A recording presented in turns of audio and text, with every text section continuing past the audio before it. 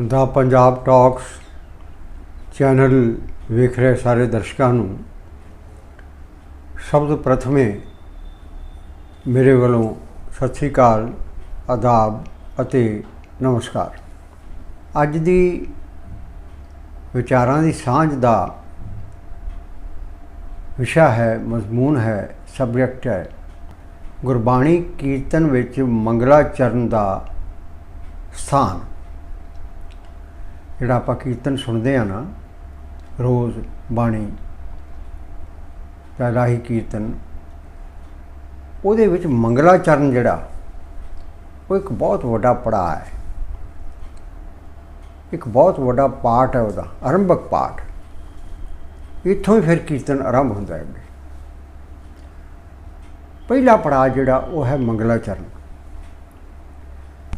ਅਤੇ ਗੱਲ ਕਰਨੀ ਬਣਦੀ ਹੈ ਪਹਿਲਾਂ ਕਿ ਮੰਗਲਾਚਰਨ ਦੇ ਅਰਥ ਕੀ ਨੇ। ਗੁਰੂ ਸਾਹਿਬ ਕਹਿੰਦੇ ਨੇ, ਮੰਗਲ ਗਾਓ ਸਖੀ ਗ੍ਰਹਿ ਮੰਦਰ ਬਣਿਆ। हे सखियो, हे जीव रूपी स्त्रियों, हे गुरु के प्यारिओ, आओ सिख सतगुर के प्यारिओ, गावो सच्ची बाणी। फिर वो बाणी गायन करने की करना, मंगल गाओ सखी गृह मंदिर बने। पहला मंगलाचरण करना है। चरण का मतलब गुरु साहब के चरण, गुरु साहब की हजूरी विच गुरु उस्तत करनी है। कीर्तन करन एक किस्म का मंगलाचरण जिहड़ा है वो कीर्तन का प्रारंभिक दौर है, कीर्तन की चौकी का। तो उस तो बाद कीर्तन बकायदा आरंभ होता है। जिहड़ा पहला तो राग पढ़ना होंदा ना, मंगलाचरण तो बाद मंगलाचरण उस ही राग विच आरंभ किया जाता जिहड़ा राग समय का होवे। ते हुण तां समा बदल गया, सब कुछ ही बदल गया। यानी मंगलाचरण करते ही नहीं रागी बहुत सारे। मैं बड़ी निम्रता सहित खिमा याचना करता होया ये गल कहण तो रह नहीं सकता कि वाजे ते अपना उंगली रखी, पखा फेरिया, दो बारी सतनाम वाहिगुरू कहा तो सीधा ही शब्द आरंभ कर दिता। ये परंपरा नहीं है। ये जो गुरु नानक देव जी महाराज सच्चे पातशाह, जगत तारक ज़ाहर पीर जगजूर बाबा, जिहड़े महान कीर्तन कला दे मोढ़ी ने, बानी ने। और मैं अक्सर कहना होना कि गुरु नानक देव जी वर्गा संगीतकार और गायन शैली का माहर दुनिया में पैदा होना मुश्किल है। जो गुरु साहब कौतुक वरता गए ना बाणी के कीर्तन राही, ਉਹਦਾ ਅਸਰ ਕੀ ਹੋਇਆ। ਬਾਬੇ ਤਾਰੇ ਚਾਰ ਚੱਕ, ਨੌਖੰਡ ਪਿਛਵੀਂ ਸੱਚਾ ਟੋਆ, ਗੁਰਮੁਖ ਕਲ ਵਿੱਚ ਪ੍ਰਗਟ ਹੋਆ ਭਾਈ ਗੁਰਦਾਸ ਜੀ ਨੇ ਮੋਹਰ ਲਾ ਦਿੱਤੀ ਕਿ ਬਾਬੇ ਨੇ ਗੁਰਬਾਣੀ ਦੇ ਕੀਰਤਨ ਰਾਹੀਂ, ਅੱਗੇ ਮੈਂ ਬਹੁਤ ਵਾਰੀ ਮਿਸਾਲ ਦਿੱਤੀ ਹੈ ਕਿ ਬਹੁਤ ਵੱਡੇ ਫਿਲਾਸਫਰ ਔਰ ਜਿਨ੍ਹਾਂ ਦੀ ਗੱਲ ਨੂੰ ਸਮਝਣਾ ਵੀ ਬੜਾ ਮੁਹਾਲ ਹੈ, ਔਖਾ ਹੈ, ਉੱਡਾ ਪੱਧਰ ਹੋਵੇ, आचार्य रजनीश ओशो, वो कहते हैं कि गुरु नानक देव जी महाराज ने ऐसा अलौकिक, अद्भुत, रसीला, सुरीला ते आत्मा नूं परमात्मा नाल जोड़न वाला गायन प्रस्तुत किया। जिथे जिथे भी गए इन माध्यमिक कीर्तन नूं बनाया ते इहदे नाल तारिया जहान लहिया बान, जिन्हें दर्शन पाया, जिन्हें तुझों तन कहा, तंजम नीड़ ना आया। ऐसी अवस्था पैदा कर दी। तो ये सी परंपरा जी गुरु साहब ने शुरू की सी। फिर पड़ाव दर पड़ाव इस विच होर सुधार ते निखार आउंदा गया। गुरु अर्जन देव जी के वेले तो ये फिर शिखर ते सी ना, जो भाई सत्ता ते बलवंड कीर्तन करते सन। तो गुरु नानक देव जी की चलाई हुई परंपरा नूं, कीर्तन की परिपाटी नूं, कीर्तन की इस जो अखंड जोत नूं पंचम पातशाह श्री गुरु अर्जन देव जी महाराज गुरु ग्रंथ साहब के संकलन करता, बाणी के रचयिता, गुरु ग्रंथ साहब ਨੂੰ ਮੌਜੂਦਾ ਰੂਪ ਜਦੋਂ ਅਸੀਂ ਦੇਖਦੇ ਹਾਂ, ਤੇ ਇਹਦੇ ਰਚਨਹਾਰੇ ਸ਼੍ਰੀ ਗੁਰੂ ਅਰਜਨ ਦੇਵ ਜੀ ਮਹਾਰਾਜ ਨੇ, ਉਹਨਾਂ ਨੇ ਫਿਰ ਆਪ ਸਿੱਖਾਂ ਨੂੰ ਇਹ ਦਾਤ ਵੰਡੀ। ਜਦੋਂ ਭਾਈ ਸੱਤਾ ਤੇ ਬਲਵੰਡ ਰੁੱਸ ਗਏ ਸੀ ਕਿਸੇ ਗੱਲੋਂ, ਤੁਸੀਂ ਜਾਣਦੇ ਹੋ, ਤੇ ਗੁਰੂ ਸਾਹਿਬ ਨੇ ਆਪ ਗੁਰੂ ਅਰਜਨ ਦੇਵ ਜੀ ਬਹੁਤ ਵੱਡੇ ਗੁਣੀ ਜਨ ਕੀਰਤਨਕਾਰ ਸਨ। ਉਹਨਾਂ ਨੇ ਫਿਰ ਸਾਜ਼ ਲੈ ਕੇ ਗੁਰੂ ਅਰਜਨ ਦੇਵ ਜੀ ਨੇ ਤਾਊਸ, ਉਹਦੇ ਨਾਲ ਆਪ ਫਿਰ ਕੀਰਤਨ ਹਰਿਮੰਦਰ ਸਾਹਿਬ 'ਚ ਕੀਤਾ ਕਿ ਸੰਗਤਾਂ ਨੂੰ ਨਾਲ ਜੋੜਿਆ। ਉਹਨਾਂ ਨੇ ਕਿਹਾ ਆਓ ਭਾਈ ਕੀਰਤਨ ਕਰੀਏ।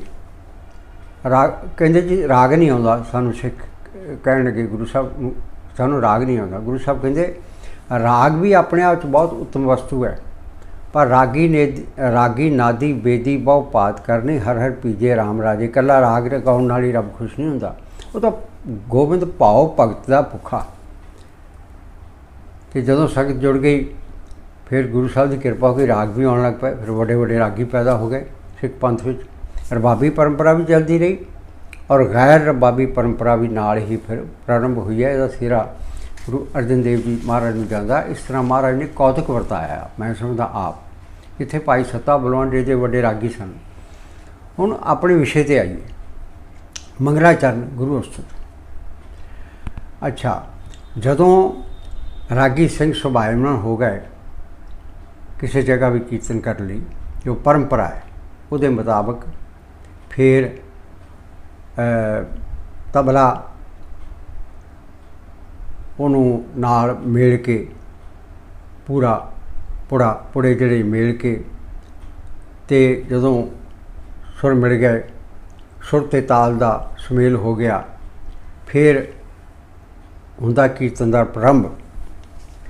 ਹੁਣ ਪ੍ਰਾਰੰਭ ਹੋਣਾ ਜਿਹੜਾ ਉਹ ਮੰਗਲਾਚਰਨ ਨਾਲ। ਮੰਗਲਾਚਰਨ ਵਿੱਚ ਗੁਰੂ ਸਾਹਿਬਾਨ ਦੀ ਉਸਤਤ ਵਿੱਚ ਸਮੁੱਚੇ ਤੌਰ 'ਤੇ ਗੁਰੂ ਸਾਹਿਬਾਨ, ਭਗਤ ਸਾਹਿਬਾਨ, ਮਹਾਂਪੁਰਖ ਸਾਹਿਬਾਨ, ਭੱਟ, ਉਹ ਸਾਰਿਆਂ ਦੀ ਉਸਤਤ ਹੀ ਹੈ। ਉਹਦੇ ਨਾਲ ਆਰੰਭ ਹੁੰਦਾ ਹੈ। ਅਤੇ ਘੱਟੋ ਘੱਟ ਜੇ 1 ਘੰਟਾ ਕੀਰਤਨ ਦਾ ਸਮਾਂ ਹੈ ਜਾਂ 1.5 ਘੰਟਾ ਸਮਾਂ ਹੈ, ਅਤੇ ਰਾਗੀ ਸਾਹਿਬਾਨ ਦਾ ਇਹ ਫਰਜ਼ ਬਣਦਾ ਹੈ ਪਰੰਪਰਾ ਦੇ ਮੁਤਾਬਕ ਕਿ ਉਹ ਘੱਟ ਤੋਂ ਘੱਟ 5 ਤੋਂ ਲੈ ਕੇ 7-8 ਮਿੰਟ ਤੱਕ ਮੰਗਲਾਚਰਨ ਹੀ ਕਰੇ। ਇਹ ਵਿਲੰਬਿਤ ਲੈਅ ਵਿੱਚ ਹੋਣਾ ਹੈ। 2 ਲੈਆਂ ਹੁੰਦੀਆਂ ਨੇ, ਦ੍ਰੁਤ ਗਤ ਅਤੇ ਵਿਲੰਬਿਤ ਗਤ। ਦ੍ਰੁਤ ਹੁੰਦਾ ਤੇਜ਼ੀ ਨਾਲ ਗਾਇਨ, ਅਤੇ ਧੀਮੀ ਲੈਅ ਨਾਲ ਜਿਹੜਾ ਉਹ ਵਿਲੰਬਿਤ, ਯਾਨੀ ਜਿੱਦਾਂ ਰਵਿਦਾਸ ਜੀ ਨੇ ਕਿਹਾ ਨਾ ਕਿ ਵਿਲੰਬ ਨਾ ਕਰੋ, ਮੈਨੂੰ ਆਣ ਕੇ ਮਿਲੋ। ਅਤੇ ਇਸ ਤਰ੍ਹਾਂ ਇਹ ਵਿਲੰਬਿਤ ਲੈਅ ਵਿੱਚ ਟਿਕਾਓ ਨਾਲ ਹੌਲੀ ਹੌਲੀ ਹੌਲੀ ਹੌਲੀ ਹੌਲੀ ਰਸ ਵਿੱਚ ਭਿੱਜ ਕੇ ਆਪ ਫਿਰ ਸੰਗਤਾਂ ਨੂੰ ਵੀ ਸਰੂਰ ਆਉਂਦਾ, ਆਨੰਦ ਆਉਂਦਾ। ਤੋ ਉਹ ਤਬਲੇ ਦੀ ਥਾਪ ਤਬਲੇ ਵਾਲਾ ਦਈ ਜਾਂਦਾ ਨਾਲ, ਅਤੇ ਰਾਗੀ ਸਿੰਘ ਫਿਰ ਵਿਲੰਬਿਤ ਲੈਅ ਵਿੱਚ ਸ਼ੁਰੂ ਕਰਦੇ ਨੇ। ਆਮ ਤੌਰ 'ਤੇ ਮੰਗਲਾਚਰਨ ਦੇ ਕੁਝ ਖਾਸ ਸ਼ਬਦ ਨੇ ਜਾਂ ਤੁਕਾਂ ਨੇ ਜਿਹੜੀਆਂ ਪੜ੍ਹੀਆਂ ਜਾਂਦੀਆਂ। ਇੱਕ ਤਾਂ ਹੈ ਹਮ ਅਵਗੁਣ ਭਰੇ ਏਕ ਗੁਣ ਨਾਹੀ, ਅੰਮ੍ਰਿਤ ਛਾੜ ਵਿਖੇ ਬਿਖਾਹੀ। ਅਸੀਂ ਅੰਮ੍ਰਿਤ ਨੂੰ ਛੱਡ ਕੇ ਅਤੇ ਜ਼ਹਿਰ ਖਾ ਰਹੇ ਹਾਂ ਦੁਨਿਆਵੀ ਪਦਾਰਥਾਂ ਦੇ ਮਗਰ ਲੱਗ ਕੇ। ਮਾਇਆ ਮੋਹ ਭਰਮ ਪੈ ਭੂਲੇ, ਕਈ ਭੈ ਪੜ ਜਾਂਦੇ ਆ। ਹਮ ਅਵਗੁਣ ਭਰੇ ਏਕ ਗੁਣ ਨਾਹੀ, ਅੰਮ੍ਰਿਤ ਛਾੜ ਵਿਖੇ ਬਿਖਾਹੀ। ਮਾਇਆ ਮੋਹ ਭਰਮ ਪੈ ਭੂਲੇ, ਸੁਤ ਦਾਰਾ ਸੁ ਪ੍ਰੀਤ ਰਗਾਈ। ਇੱਕ ਉੱਤਮ ਪੰਥ ਸੁਣਿਓ ਗੁਰ ਸੰਗਤ, ਤੇ ਮਿਲੰਤ ਜਮਤਾਸ ਮਿਟਾਈ। ਇੱਕ ਅਰਦਾਸ ਪਾਠ ਕੀਰਤ ਕੀ। ਭੱਟਾਂ ਦੇ ਵਿੱਚੋਂ ਜਿਹੜੇ 11 ਭੱਟਾਂ ਜੋ ਕੀਰਤ ਭੱਟ, ਉਹਨਾਂ ਦੀ ਇਹ ਰਚਨਾ। ਇੱਕ ਅਰਦਾਸ ਪਾਠ ਕੀਰਤ ਕੀ, ਕਿਹੜੀ? ਗੁਰੂ ਰਾਮਦਾਸ ਰਾਖੋ ਸਰਨਾਏ। ਇਹ ਫਿਰ ਜਬ ਲਉ ਭਾਗ ਲਿਲਾਰ ਉਦੇ, ਇਹ ਵੀ ਭੱਟਾਂ ਦੀ ਰਚਨਾ। ਤਬ ਲਉ ਭ੍ਰਮ ਤੇ ਫਿਰਦੇ ਬਹੁ ਧਾਇਓ, बड़े भरम दे फिरते रहे। कल घोर समुद्र में बूढ़त थे, गवां दे समुद्र गोते खाते रहे। कबहू मिठाई नहीं रे पछतायो, तत विचार कहे मथुरा। ये मथुरा पट है। तत विचार, वो कहता तत कढ़ लिया मैं सारी गल का, इधर उधर फिर के सारे भ्रम के फिर की तत विचार यह मथुरा, जग तारन को अवतार बनायो, जपो जिन अर्जन देव गुरु।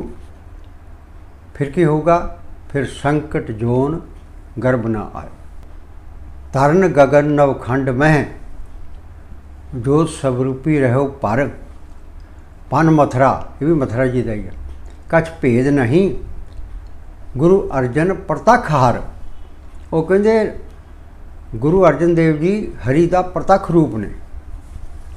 फिर इस तो बाद जिहड़ा मंगलाचरण दे विच पढ़िया जाता गुरबाणी का स्टैंजा, जोत रूप हर आप गुरु नानक कहायो। जोत उहा जुगत साए, सह काया फिर पलटी आउंदी है। तो जोत रूप हर आप गुरु नानक कहायो, तांते अंगद पयो, तत् स्यों तत् मिलायो। अंगद कृपा तार, अमर सतगुर थिरकियो। अमरदास अमर छत्र, गुरु रामे दियो। गुरु रामदास दर्शन परस, कह मथुरा अमृत बहन। ये भी मथुरा पढ़ता ही है। मूर्त पंच प्रमाण पुरख, गुरु अर्जन पिखो नयन। ये देखो, जोत रूप हर आप गुरु नानक कहायो। गुरु नानक देव जी, फिर गुरु अंगद देव जी, गुरु अमरदास जी, गुरु रामदास जी, फिर श्री गुरु अर्जन देव जी महाराज।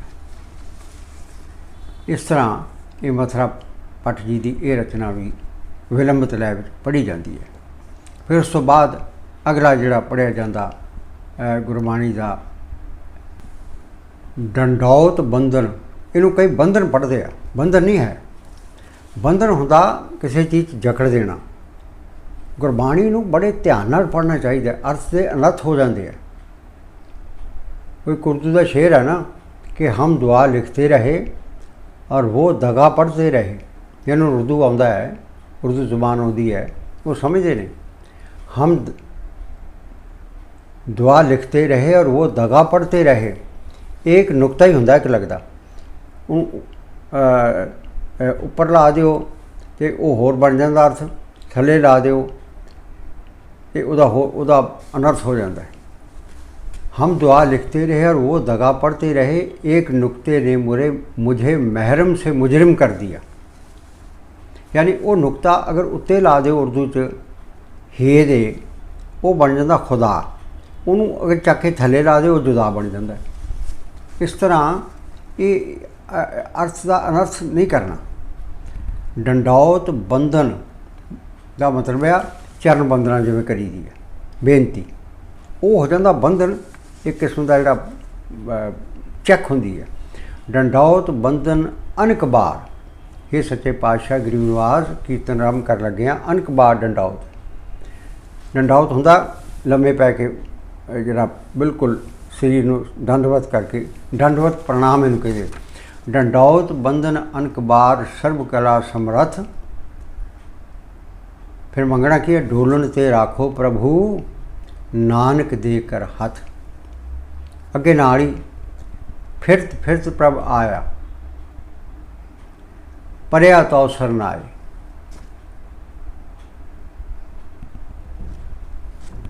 फिरत फिरत प्रभ आया, परया तो सरनाए। नानक की प्रभ बेनती, की मंगया अपनी भगती ला। हे सच्चे पातशाह, बहुत जन्म बिछड़े थे माधो, जन्म तुम्हारे लेखे। रविदास जी महाराज कैसी सुंदर बाणी कह रहे होता, आस लग जीवो चिर पयो दर्शन देखे। बहुत जन्म बिछड़े थे माधो, ये जन्म तुम्हारे लेखे। कह रहे उदास, आस लग जीवो चिर पयो दर्शन देखे। तो डंडौत बंधन अनक बार, सर्व कला समर्थ। डोलन ते राखो प्रभु, नानक देकर हाथ। फिरत फिरत प्रभ आया, ये सारे एक दूजे नाल जुड़ते हैं। फिरत फिरत की कई जूना फिरते आए हैं। 84 लाख जून कही जाती है ना धार्मिक खेतरों में। धार्मिक जगत विच। कई जन्म पै कीट पतंगा, कई जन्म बीज मीन कुरंगा, कई जन्म पंखी सर्प होए, कई जन्म हैबर वृक्ष जो, मिल जगदीश मिलन की बरिया, चिरंकाल ए दे संजरिया। कई किते कुछ बने, किते कुछ बने, किते कुछ बने, मिल जगदीश मिलन की बरिया। हुण तेरी ये तेरा अवसर, ये तेरी बार है, तेनू जन्म मिलिया।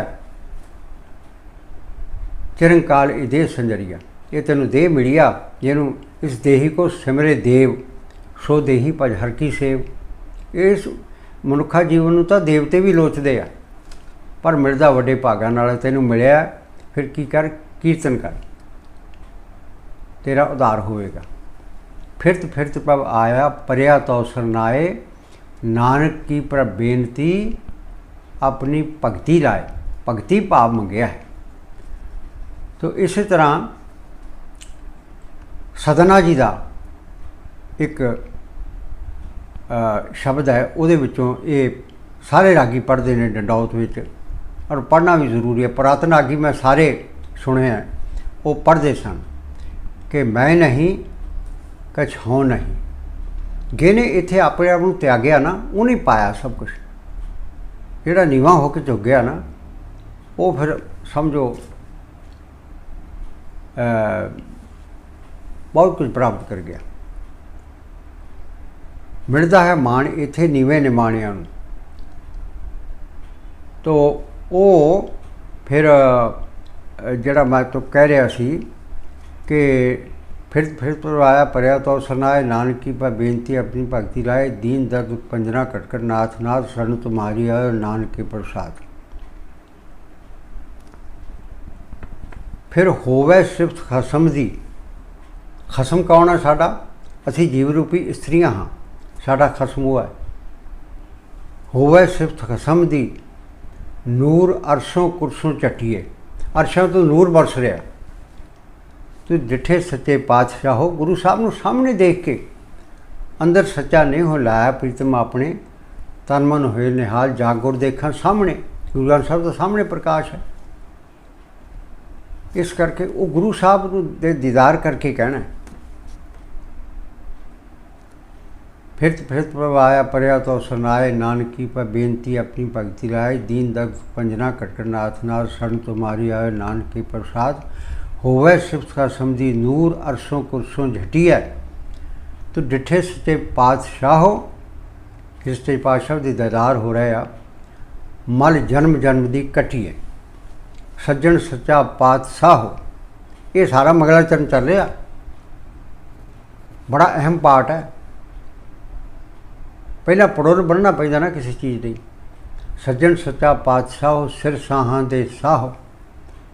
शाहां का भी शहनशाह है। जिवें गुरु गोबिंद सिंह साहब ने कहा, राजन के राजा महाराजन के महाराजा, ऐसो राज छोड़ दूजा और कौन त्याई, और दूजा कौन त्याई।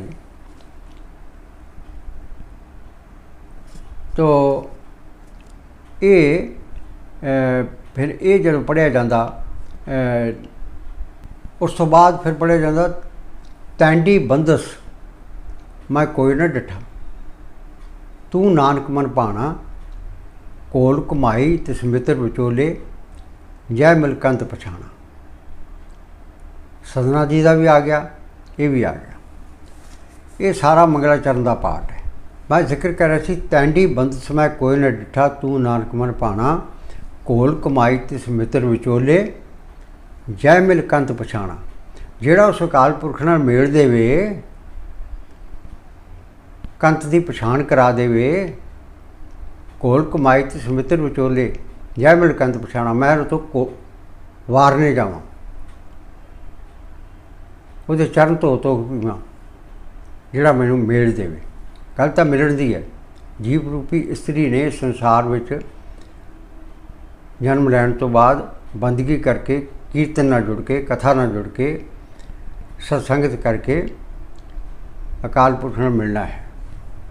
तो ये जदों मंगलाचरण सारा हो जाता है, फिर उस तो बाद पढ़ते ने रागी सिंह कि हे सच्चे पातशाह, आप ही कृपा करो, आप ही कीर्तन दी दात बख्शो। हाँ आपो बोलना जानदा, मैं कहे सब हुक्माओ जी। ये सारियां तुकां, ये सारे गुरबाणी दे जिहड़े स्टैंजे ने, ये पढ़न तो बाद, गुरबाणी दे अंग पढ़न तो बाद फिर मंगलाचरण हुंदा संपूर्ण। तबले वाला नाल अपना साथ दई जांदा, धीमी सुर नाल वो अपना मंगलाचरण, क्योंकि सुर ते ताल दा सुमेल है ना संगीत। तो फिर उस तो बाद फिर जिहड़ा राग जिहदे विच जिहड़ा समा होवे ਉਹਦੇ ਵਿੱਚ फिर कीर्तन आरंभ ਹੁੰਦਾ है। तो कीर्तन आरंभ करन तो पहला रागी सिंह पढ़ते ने गुरु गरीब नवाज, इनू तिहाई कहते हैं, 3 बारी कहना होंदा है। गुरु गरीब नवाज, गुरु गरीब नवाज। आम तौर पर नवाज कह देंगे, नवाज नहीं है लफ्ज़, है नवाज शुद्ध रूप उर्दू का लफ्ज़। गुरु गरीब नवाज, गुरु गरीब नवाज, गुरु गरीब नवाज। इत्थे समाप्ति करके फिर शब्द जिवें कोल कमाई लालना गुरबंदी ना, जां होर जिहड़ा भी शब्द होवे, माई मेरे मन को सुख, टोडी है तो फिर टोडी च सवेरे सवेरे टोडी, फिर माई मेरे मन को सुख, कोट नाजाज सुख भुगवे, हर सिमत बिन से सब दुख। ये फिर कल्याण का शब्द है, दोपहरे अपना सारंग की चौकी शुरू होंदी है, हर तन पायो सुहागणी। ये शब्द पढ़िया जा सकता, या होर सारंग का शब्द पढ़िया जा सकता। ਉਹਦੇ ਵਿੱਚ ही फिर मंगलाचरण होना है। मंगलाचरण तो बाद फिर उस राग दे विच शब्द आरंभ होना। राग का शब्द एक पढ़ना जरूरी है, तां कीर्तन, क्योंकि बाणी सारी रागां च है। इस तो बाद फिर जिहड़ी हर प्रकार की संगत है ना, कई राग नहीं समझ सकते, तो राग नूं भी सौखे तरीके नाल गाउणा। इहदे विच हरमंदर साहब ते परंपरा है कि जिहड़ियां तानां लाउणियां या सरगम लाउणी, सरगम पता यानी सरगम लाउणी, ये मना है, इहदे विच नहीं। हाँ गमक ला सकदे हो तुसीं, जिहड़ा हा हा हा हा हा, इहनूं कहंदे ने गमक, ये जरूरी है, ये लग सकदा है, ताना नहीं लग सकदियां। ते होर बहुता विखावा जिहड़ा अपनी रागदारी का, वो बाहर जिहड़े कीर्तन दरबार ने उत्थे हो सकता है। तो इस तरह ये मंगलाचरण करन तो बाद फिर कीर्तन की आरंभता होंदी है। तो ये एक बड़ा अहम पार्ट है कीर्तन परंपरा का। महाराज जित कीता मेरे मन में विचार आया कि बहुत घट इस ते लिखा गया तो बोलिया गया, अज क्यों ना सतगुर की कृपा हुई है, ये मंच फुरना सतगुर ने पाया कि ये एपीसोड किया जाए गुरमत संगीत विच या गुरबाणी के कीर्तन विच मंगलाचरण का महत्व बहुत बड़ा महत्व है। जिथों आरंभ ही होंदी है गल, वो बहुत इंपॉर्टेंट विषय मैं समझते हुए इसनूं लिया है। तो मैनूं आस है कि तुसी इस एपीसोड नूं ध्यान नाल वाचोगे, वेखोगे, सुनोगे, विचारोगे अते अपने विचार, एक मैं बार बार बेनती करता हूँ कि अपने विचार सानूं जरूर भेजा करो। उहदे नाल सानूं ये जरूरी नहीं तुसी तारीफ ही करनी है, तुसी बहुत वड्डे हो जिहड़े श्रोते या दर्शक हुंदे ने, उन्हां 'च बड़े बड़े गुणी बंदे हुंदे आ, वो सुझाव भी दे सकते हैं कि आह सुझाव साडा है, साडे असीं खिड़े मत्थे प्रवान करांगे। एपीसोड वेखण लई तुहाडा सारिआं दा बहुत बहुत धन्नवाद। वेखदे रहो अपना चैनल द पंजाब टॉक्स।